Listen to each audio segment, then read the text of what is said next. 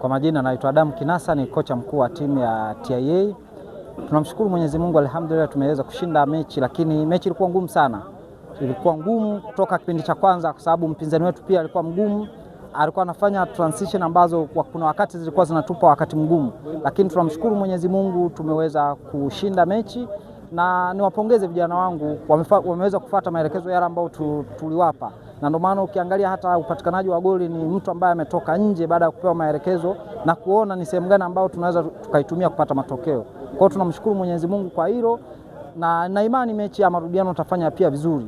Madhaifu ambayo yalikuwa kwa mpinzani ni kwamba walikuwa ni wagumu sana kuhama kwenye maeneo, lakini pia mastreka ambao tulikuwa nao wakati tunaanza walikuwa ni mastreka ambao walikuwa hawana maamuzi sahihi kwa wakati sahihi. Baada ya kuona hivyo tukampa maelekezo, akaenda kufanya kile ambacho tumemwelekeza. Kwa hiyo tunashukuru kwa sababu amekifanya hicho ndani ya dakika chache na kimeweza kutupa matokeo. Tunawaambia tu kwamba waendelee kutusupport, waendelee kuisupport timu yao kwa sababu tunaiandaa timu kwa ajili ya ubingwa. Ni msimu wa 4 tunashiriki mashindano, lakini msimu huu tunajiandaa kwa ajili ya ubingwa. Kwa hiyo wasitoke kuja uwanjani. Tunaahidi kwamba tutafanya kile kilicho bora kwa ajili ya kuwapa furaha mashabiki wetu. Kwa majina naitwa Abdulkarim Juma Ali, ni mwanafunzi wa TIA. Naomba kutanguliza shukrani zangu za kwanza kwa mzazi wangu, mama yangu mkubwa ambaye alinisii na kunipa moyo kabla sijaja kwenye mechi yangu hii. Nilimwahidi kuwa leo siku yangu ya kuzaliwa nitafunga goli, na ambao nimetimiza ahadi hiyo.